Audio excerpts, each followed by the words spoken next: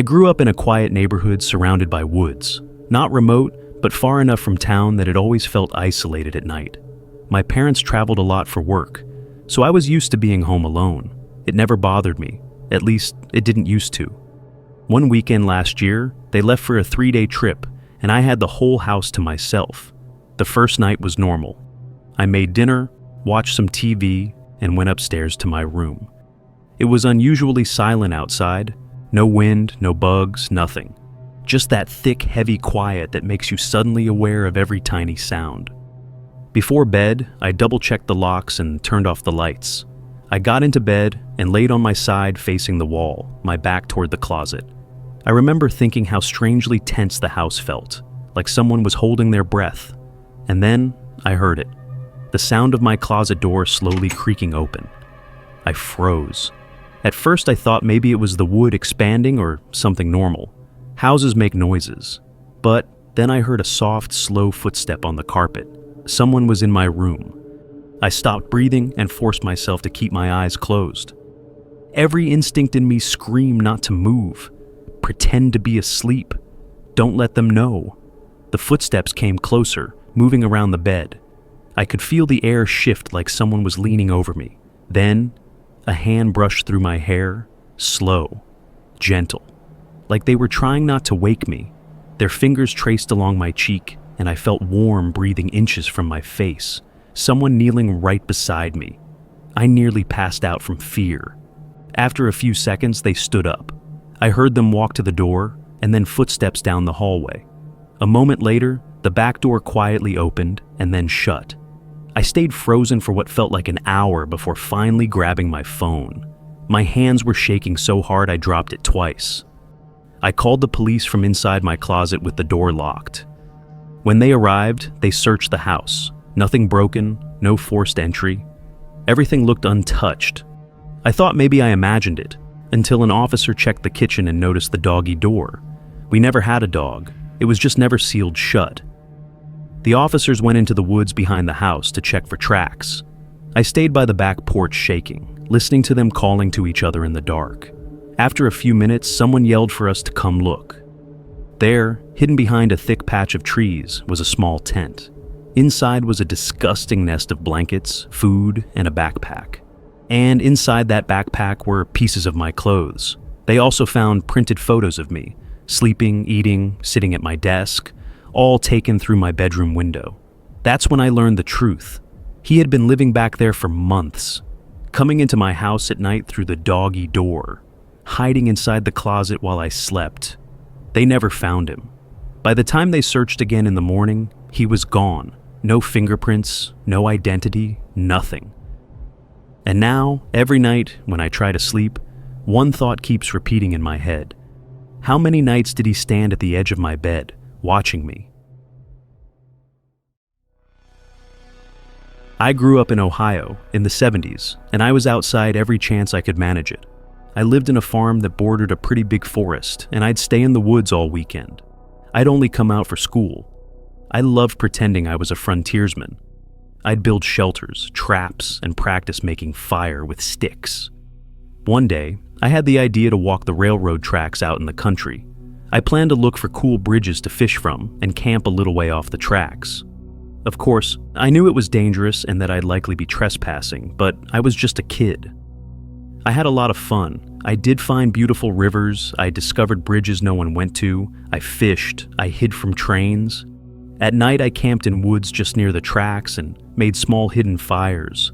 Nothing bad ever happened. It was idyllic.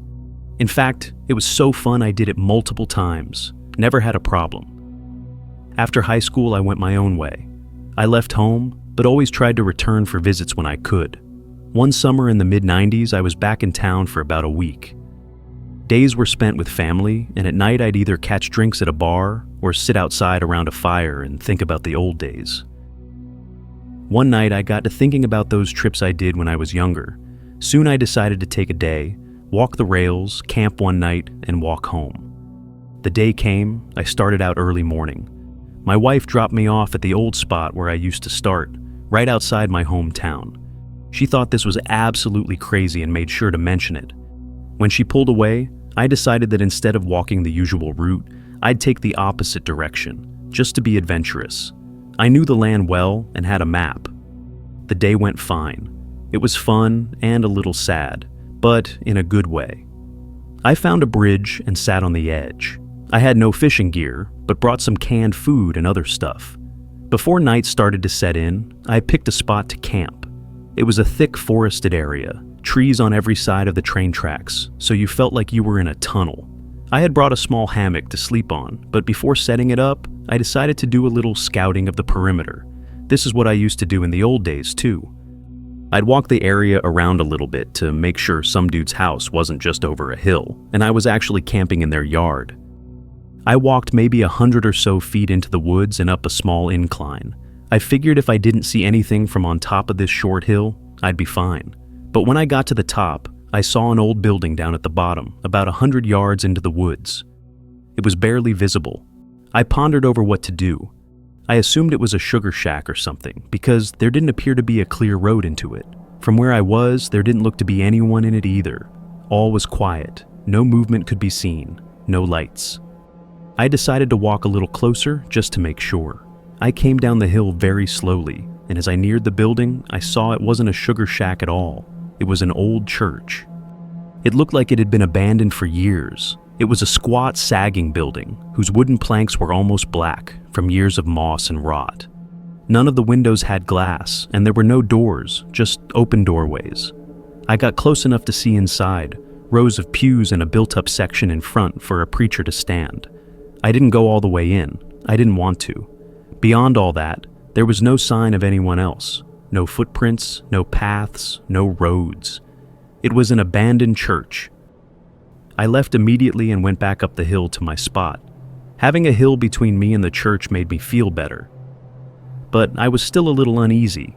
I chalked it up to the natural creepiness seeing a church in the middle of the woods would elicit. Besides, at this point it was dusk, and I just decided to rig up my hammock and go to sleep and move on at early morning. Night set in, and as I lay in my hammock, I began to hear something in the direction of the church. It sounded like people singing. I slid right out of my hammock and hunkered down, straining to hear more.